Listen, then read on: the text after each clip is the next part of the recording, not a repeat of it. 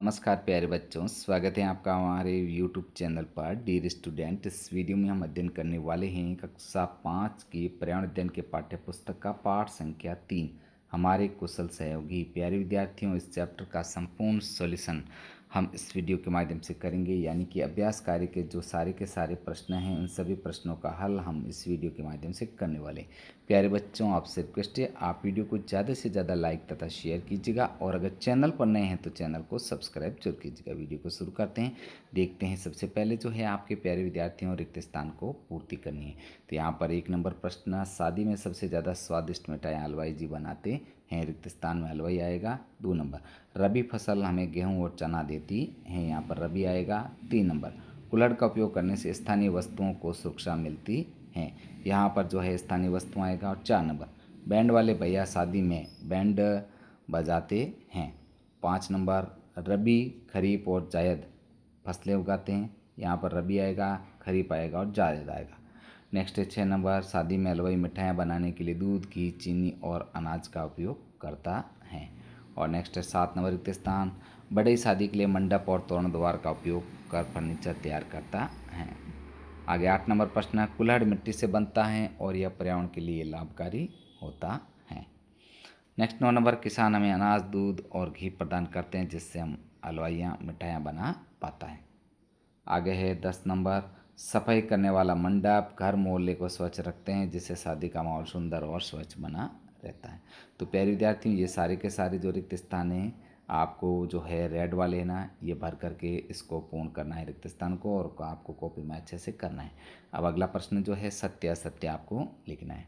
तो 1 नंबर है, बैंड वाले शादी के लिए कपड़े सिलते हैं, यह कथन असत्य है क्योंकि बैंड वाले कपड़े नहीं सिलते हैं, ध्यान रखना, इसी वजह से असत्य। 2 नंबर, किसान अनाज उगाते हैं जिससे हलवाई मिठाई बना पाते हैं, यह कदम सत्य है। 3 नंबर, कुल्हड़ प्लास्टिक से बनता है, यह पर्यावरण के लिए हानिकारक है, यह कथन भी असत्य है। कुल्हड़ प्लास्टिक से नहीं बनता, मिट्टी से बनता है।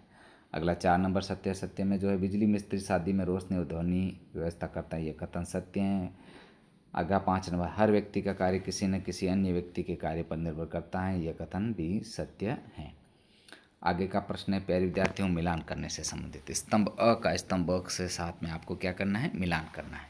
अब यहाँ पर जैसे हलवाई, हलवाई क्या करता है, आपको मिलान करना है, मिठाइयाँ बनाता है, मिलान करना है। किसान अनाज और दालें उपलब्ध कराता है। बढ़ई मंडप और सजावट का निर्माण करता है। पशुपालक पशुओं को पालने वाला।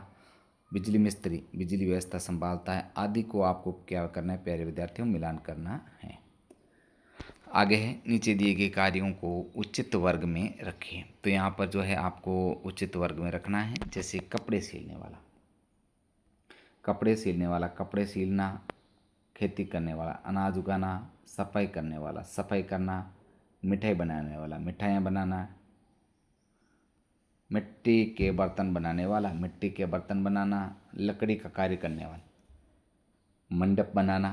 और 7 नंबर, बिजली का कार्य करने वाला, बिजली व्यवस्था करना। तो प्यारे विद्यार्थियों, इस प्रकार जो है कार्य के आधार पर आपको लिख करके इसको पूर्ण करना है। नेक्स्ट आगे अगला प्रश्न, सूची बनानी है आपको।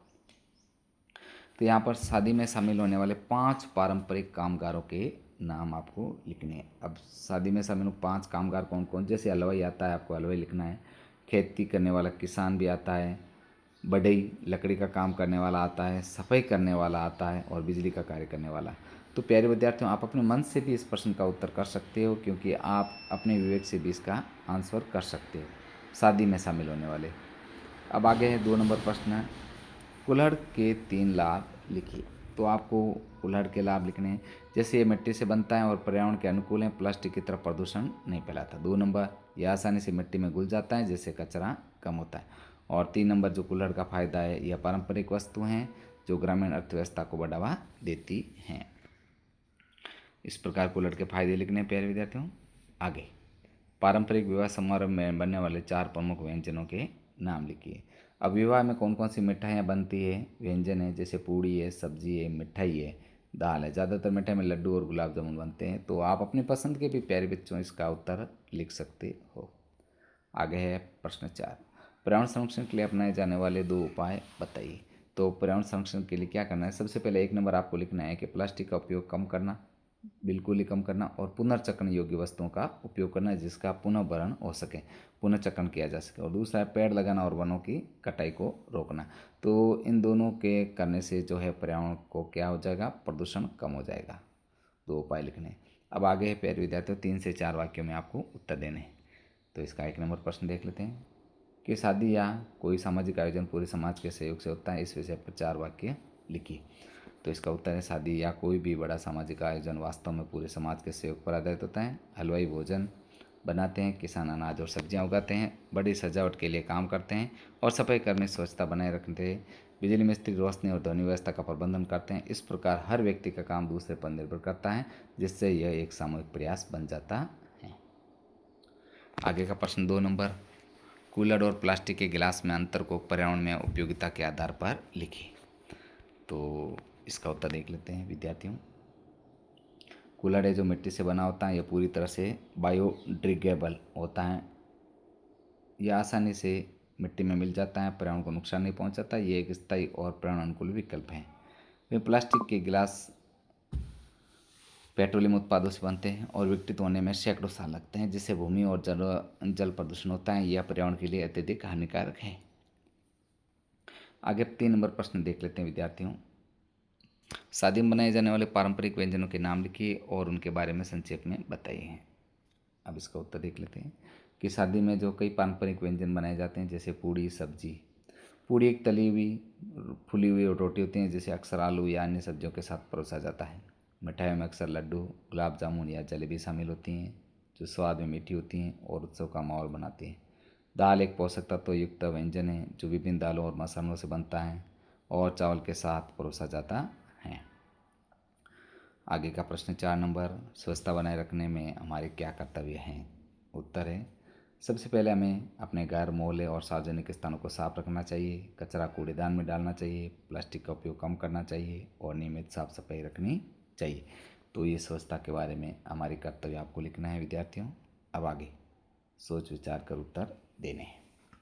यदि शादी में सफाई करने वाला नहीं आए तो क्या समस्या हो सकती है। उत्तर है यदि शादी में सफाई करने वाला ना आए तो आयोजन स्थल पर गंदगी फैल जाएगी, जिससे बदबू आ सकती है, मेहमानों को असुविधा हो सकती है, इससे बीमारियों का खतरा बढ़ सकता है और पूरा माहौल नकारात्मक प्रभाव पड़ेगा।